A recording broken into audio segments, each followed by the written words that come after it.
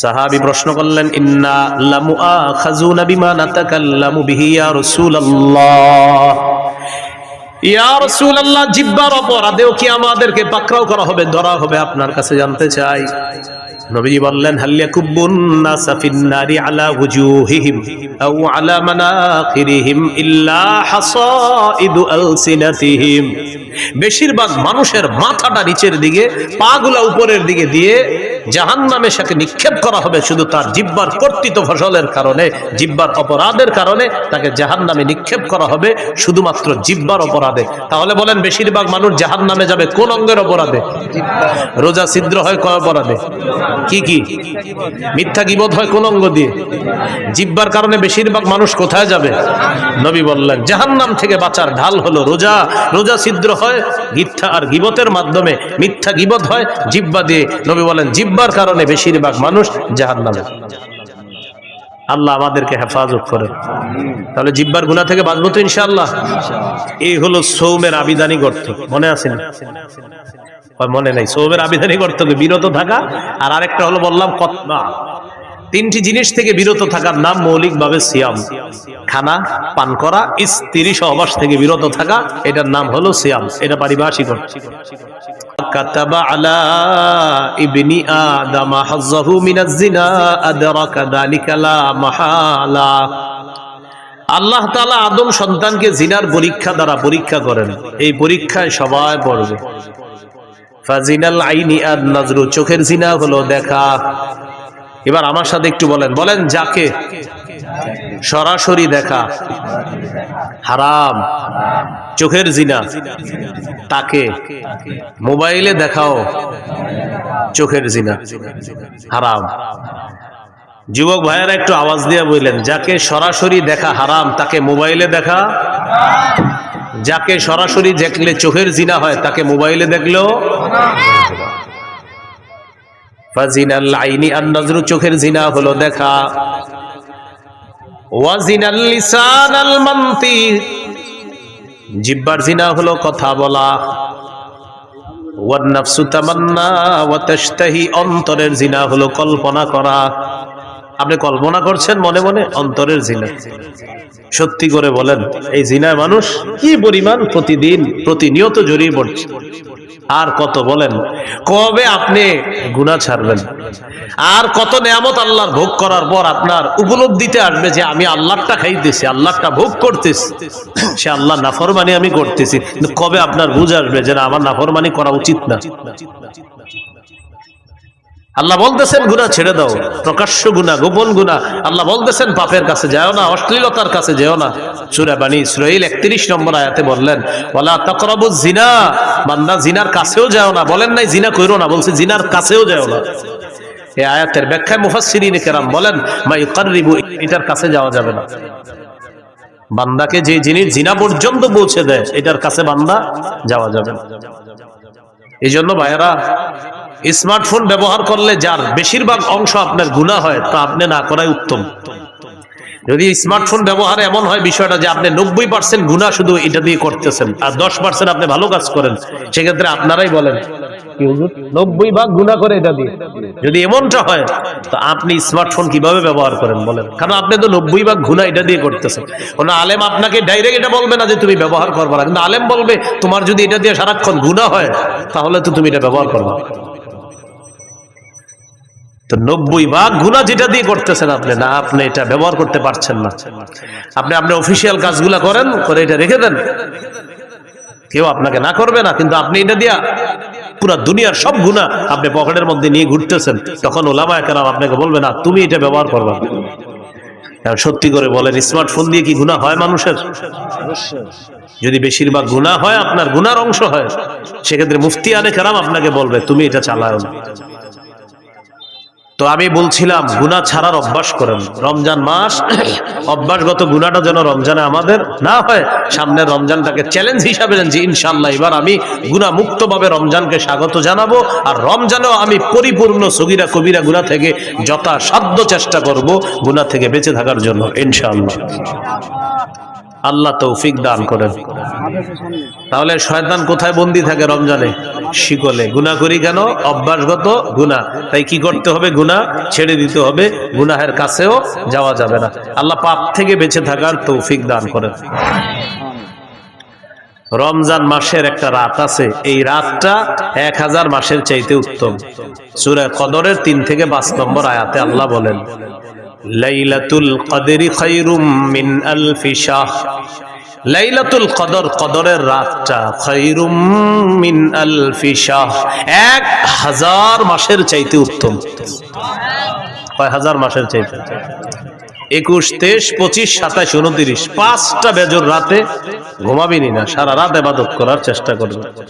27কে কেন্দ্র করে অপেক্ষা থাকেন না, 21 ইবাদত করবেন, 23তম রজনীতে ইবাদত করবেন, 25তম রজনীতে ইবাদত করবেন, 27, 29তম রজনীতে ইবাদত করবেন। বুখারীতে ইবনে আব্বাসের একটা riwayat আছে, উনি বলেন 24তম রজনীতেও লাইলাতুল কদর হতে পারে। বুখারীর বর্ণনা। কত? 24তম। এই বর্ণনা দেখার পর আমার নিজস্ব উপলব্ধি কি জানেন? শেষের দশকে জোর বেজোর বুঝি না, পুরা 10টা রাতই ইবাদতে কাটানো। শেষের দশক পুরো ইবাদতে কাটান। এর সহজ সিস্টেম, ইতিকাফে বসে যান। ইতিকাফে বসে যান, বাস শেষ দশক, শেষ 10 রাতটা আপনি শুধু ইবাদতে কাটাবেন। এর সহজ উপায় কি? ইতিকাফে যদি বসে যান, তখন তো আপনি সারাক্ষণ ইবাদতে আছেন। সুবহানাল্লাহ।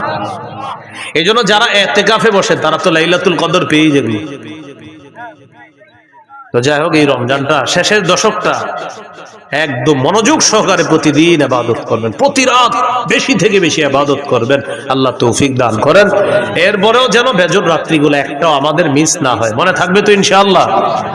আল্লাহ তৌফিক দান করেন। এই হলো রমজান মাসের গুরুত্ব। এখন আমরা জানবো রোজার গুরুত্ব। রোজা, রোজা, সিয়াম। সৌমের আবিধানিক অর্থ হলো আল ইমতিনা, বিরত থাকা। সৌমের আবিধানিক অর্থ হলো বিরত থাকা। কথা না বলাকেও সৌম বলা হয়। কথা না বলাকেও কি বলা হয় ভাই? কথা না বলা কাকে বলে দেখেন তো, আমার দিকে তাকান। এই যে কথা বললাম না, চুপচাপ থাকলাম, এটাকে কি বলা হয়? সৌম বলা হয়। পেরেশান হয়েন না, হ্যাঁ? ফ্যান খুঁজতেছেন, পেরেশান হয়েন না, সমস্যা নেই। হ্যাঁ, আমার গরম দেখে উনি পেরেশান যে ফ্যান লাগবে না, ফ্যান লাগবে না। এটা হয় এই মুহূর্তগুলো আপনার, হঠাৎ গরম, হঠাৎ ঠান্ডা। কিছুদিন পরে হয়তো গরমকাল আল্লাহ তাআলা দিয়ে দিবেন। সৌমের আবিধানিক অর্থ আল ইমতিনা, বিরত থাকা। সৌমের আরেকটা আবিধানিক অর্থ হলো কথা বলা থেকে বিরত থাকা। এইটা আমাদের দেশে যদি আইন করা যাইত, রমজানে কথা না বলা, খুব ভালো হইত। এমনি রোজা রাখে না খায়া, কিন্তু জিহ্বা বন্ধ রাখে না। মানে জিহ্বাকে খানা থেকে বন্ধ রাখলেও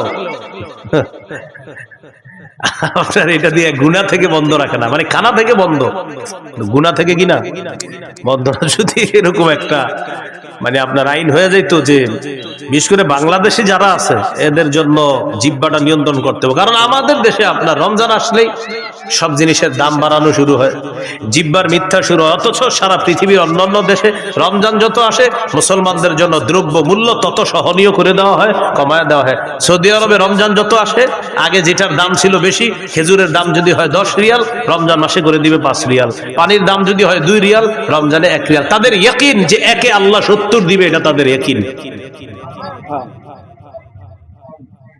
আমরা কি করি? যত রমজান কাছে আর খালি খোঁজে হুজুর যে কি কি খায় মুসলমান। 1 নাম্বার খেজুর, বাস, বাড়াও দাম। 2 নাম্বার রমজানের কতটুকু অংশ গরম থাকবে? শেষ 20 গরম থাকবে। এবার রমজান আপনার শেষের 20 একটু গরম হবে, তাহলে তরমুজ আটকায় রাখো। শেষের 20-এ মারো তরমুজ ইচ্ছা মতো। প্রথমে আটকায় রাখবে, ছাড়বে না প্রথম দিকে। তখন এটা বাড়াবে, গুদামজাত করবে, এরপরে আপনার এটা সময় মতো বাড়ায়া দিবে। এটা কি বলেন ভালো কাজ হলো না এটা সুযোগের অসৎ ব্যবহার করা হলো? অসৎ ব্যবহার। এটা মুসলমানকে, রোজাদারকে কষ্ট দেওয়ার শামিল। আল্লাহ হেফাজত করেন। এই হলো আপনার রমজান মাস। সৌমের একটা অর্থ হলো কথা থেকে বিরত থাকা, এটাও সৌমের একটা অর্থ। যেমন পবিত্র কোরআনে সূরা মারিয়ামে আছে, ঈসা নবীকে তার আম্মা যখন কোলে নিয়ে মানুষের কাছে যাইতেছে, টেনশনে পড়ে গেছে। ঈসা নবীর আম্মা বলতেছে, আল্লাহ ইয়া লাইতানি মিতু ক্বাবলা হাযা, আহারে এই দৃশ্যের আগে যদি আমি মারা যাইতাম ভালো হইতো। ওয়াকুনতু নাসিয়াম মানসিয়া, আমার যদি সব ভুলাইয়া দেওয়া হইতো, আমি যদি এমন হইতাম যে সব ভুলে গেছি, তাহলে ভালো হতো। আমার যদি সবাই ভুলে যেত ভালো হতো। কারণ আমি এখন সন্তান নিয়ে যাব, আমার স্বামী নাই, কোনো পুরুষ আমাকে স্পর্শ করে না, জাতি তো আমাকে বলবে সন্তান করতে গেছে। তো বলতেছে ইয়া লাইতানি মৃত্যু কবলা হাজা, হায় আমি যদি আর আগে মারা যাইতাম। ঈসা নবীর আম্মা এটা বলতেছে। তো আল্লাহ তাআলা ঈসা নবীর আম্মাকে বললেন فَإِمَّا تَرَيِنَّ مِنَ الْبَشَرِ أَحَدًا فَقُولِي إِنِّي نَذَرْتُ لِلرَّحْمَنِ صَوْمًا فَلَنْ أُكَلِّمَ الْيَوْمَ إِنسِيًّا। তুমি যদি মানুষের মধ্যে কাউকে দেখো তোমার ডিস্টার্ব করতে পারে মানুষ, তখন তুমি বলবা ইন্নী নাযারতু লিররহমানি সাওমা, আমি কথা না বলার মানত করেছি, আমি রহমানের জন্য কথা না বলার মানত করেছি। এই যে সৌমা, সৌমা মানে কথা না বলার মানত করা। তাহলে সৌমের একটা অর্থ কি? কথা না বলা।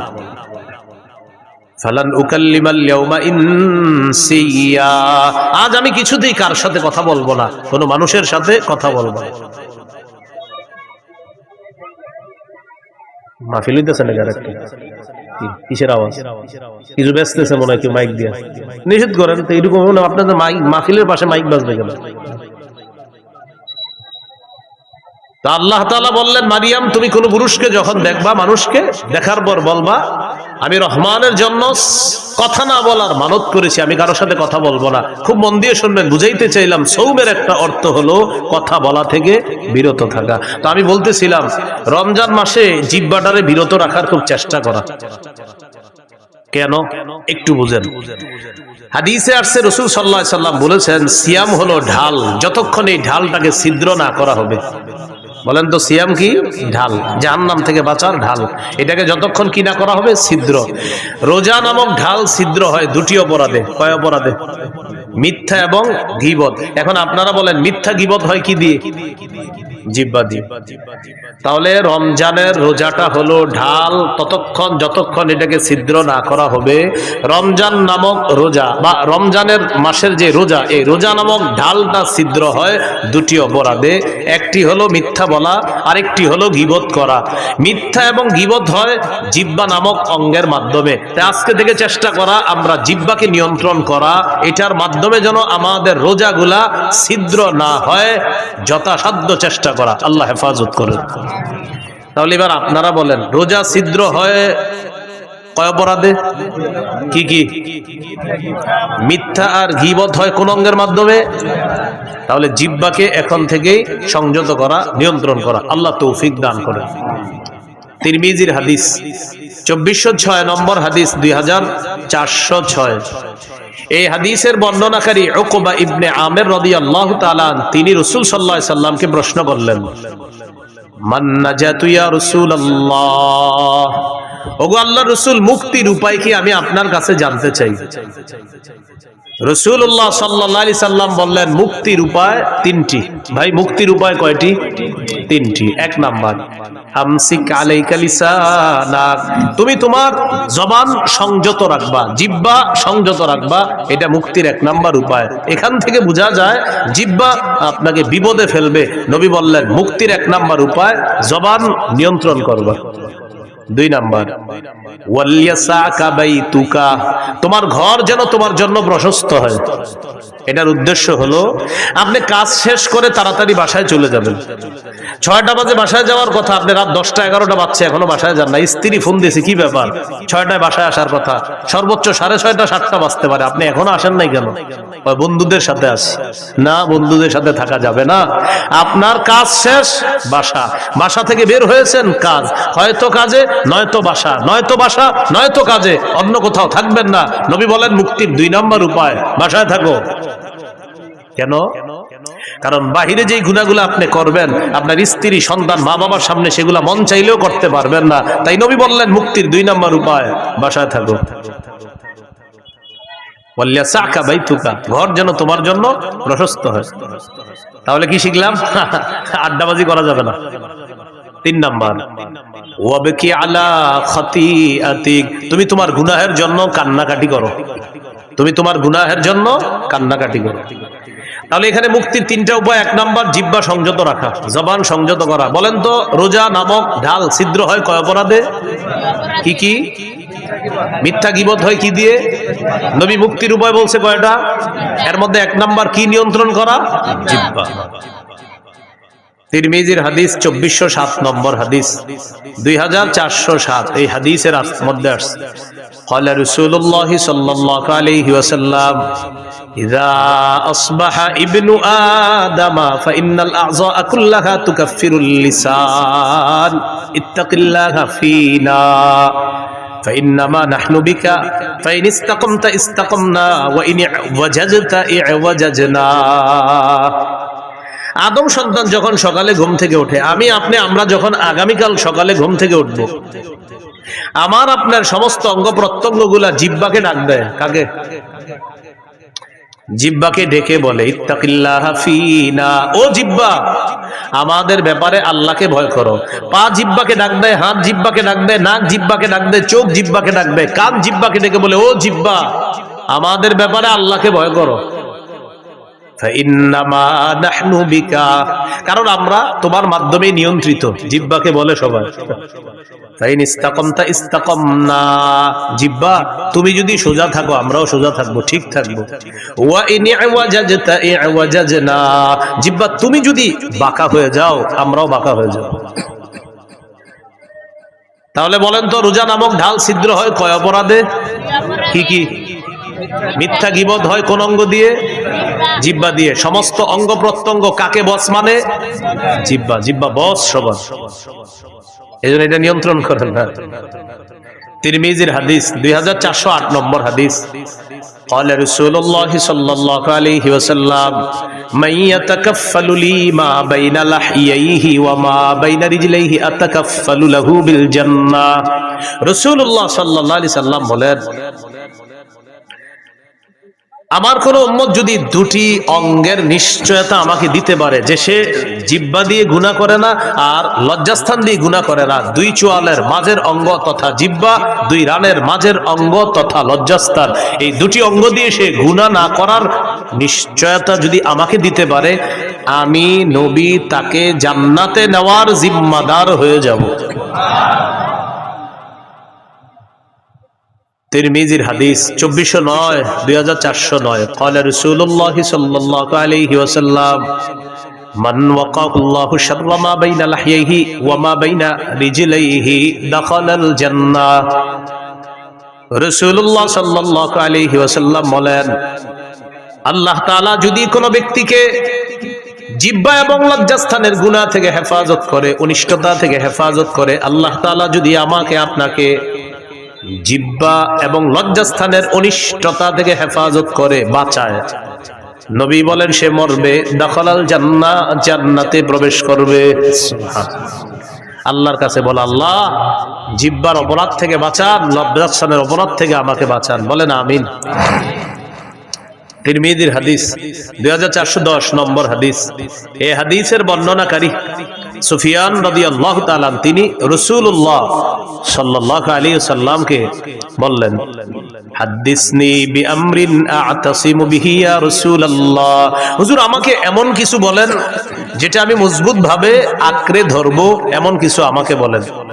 فقال رسول الله صلى الله عليه وسلم قل ربي الله ثم استقيم, তুমি বলো আমার রব আল্লাহ, এটার উপর অটল থাকবা। বলেন রব্বি আল্লাহ, বলেন আবার রব্বি আল্লাহ, আল্লাহ আমার রব বা আমার রব আল্লাহ। নবীজি বললেন তুমি এই কথাটা বেশি বেশি বলবা আর এটার উপর অটল থাকবা যে আমার রব আল্লাহ, আমার রব আল্লাহ, রব্বি আল্লাহ, আমার রব আল্লাহ।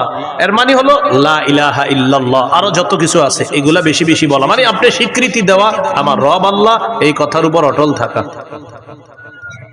এবার সাহাবী গুরুত্বপূর্ণ একটা প্রশ্ন করলেন রাসূল সাল্লাল্লাহু আলাইহি সাল্লামকে, মা আখওয়াফু মা তাখাফু আলাইয়া ইয়া রাসূলুল্লাহ, হুজুর আমার জন্য সবচেয়ে বিপজ্জনক আপনি কি মনে করেন?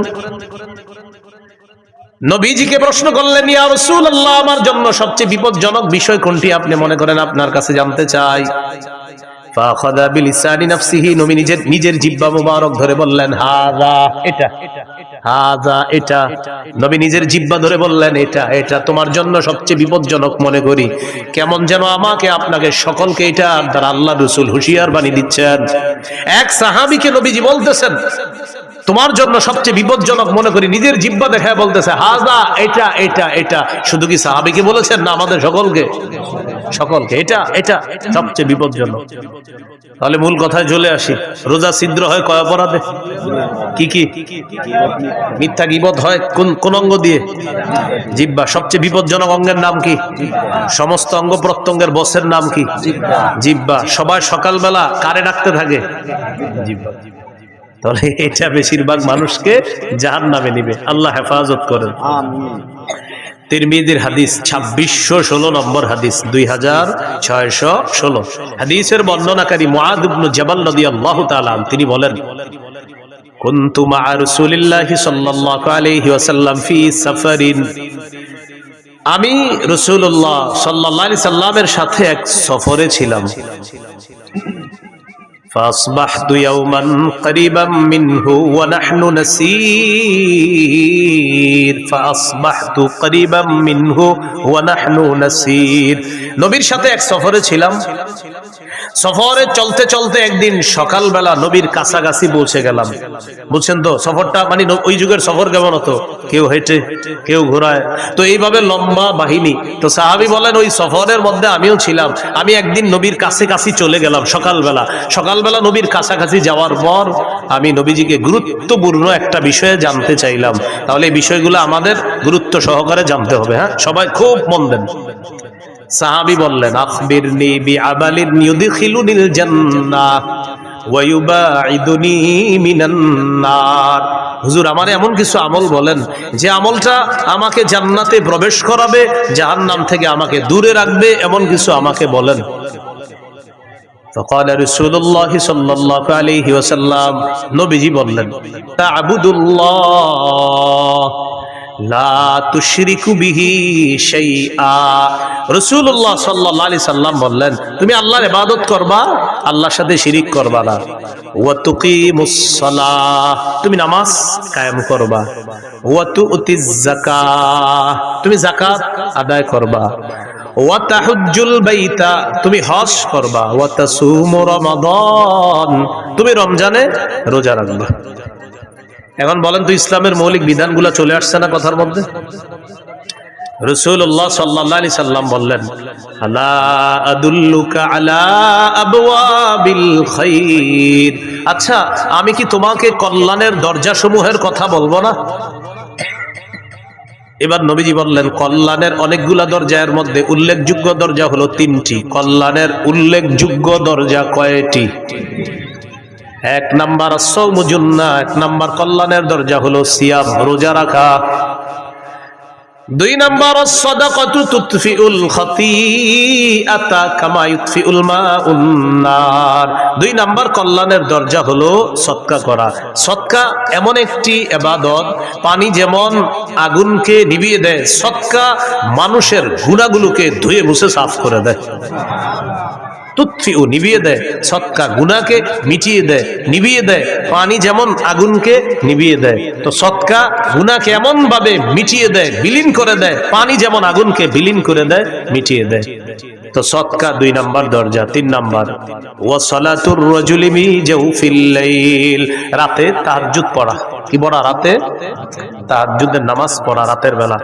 এখন আপনার রিজিক দরকার, কল্যাণ দরকার, তো এই 3 ইবাদত বাড়ায় দিতে হবে আপনার। রোজা রাখা, সদকা করা, তাহাজ্জুদ পড়া। বলতে পারেন হুজুর আমার তো টাকাই নেই, সদকা করবো। 1 টাকা দিবেন, 1 টাকা থাকলে 1 টাকায় সদকা করবেন। তাহলে রোজা রাখা, সদকা করা, তাহাজ্জুদ পড়া, এটা হলো আপনার কল্যাণের দরজা। নবীজি এটা বলার পর বললেন আলা উখবিরুকা বিরাসিল আমরি কুল্লিহি ওয়া আমুদিহি ওয়া দিরওয়াতি সানামি, আচ্ছা আমি কি তোমাকে কোন জিনিসের মূল কোনটা এটা বলবো না, খুঁটি কোনটা এটা বলবো না, আর সর্বোচ্চ চূড়া কোনটা এটা বলবো না? তখন নবী বললেন রাসুল আমরি আল ইসলাম, মূলের নাম ইসলাম। সুবহানাল্লাহ। ভাই মূলের নাম কি? ওয়া আমুদুহু আস সালাহ, খুঁটির নাম নামাজ। ওয়া যিরওয়াতু সানামিহি আল জিহাদ, সর্বোচ্চ চূড়ার নাম হলো জিহাদ, সর্বোচ্চ শিখরের নাম হলো জিহাদ। তাহলে মূলের নাম ইসলাম, খুঁটির নাম নামাজ, সর্বোচ্চ শাখা চূড়া এটার নাম হলো জিহাদ। তাহলে মূলের নাম, খুঁটির নাম, সর্বোচ্চ চূড়া জিহাদ। এখন একটু মন দিয়ে বুঝেন তো, নামাজের কথা আসছে, রোজা, হজ, যাকাত, জিহাদ, সদকা, এরপরে আপনার কল্যাণের দরজা, ইসলাম, সব কিছু চলে আসছে ওয়াজের মধ্যে। এর মানে আমাদের নবী মৌলিক যে ওয়াজটা করেছেন ওই সাহাবীকে, এই মৌলিক কথাগুলা গবেষণা করলে আপনি সারা জীবন কাটাই দিতে পারবেন। ওই সাহাবীকে এই ওয়াজগুলা করলেন, করার পর নবীজি সর্বশেষ যেটা বললেন আপনার আশ্চর্য হবেন এটা শুনলে। নবীজি এগুলা বলার পর সাহাবীকে বললেন,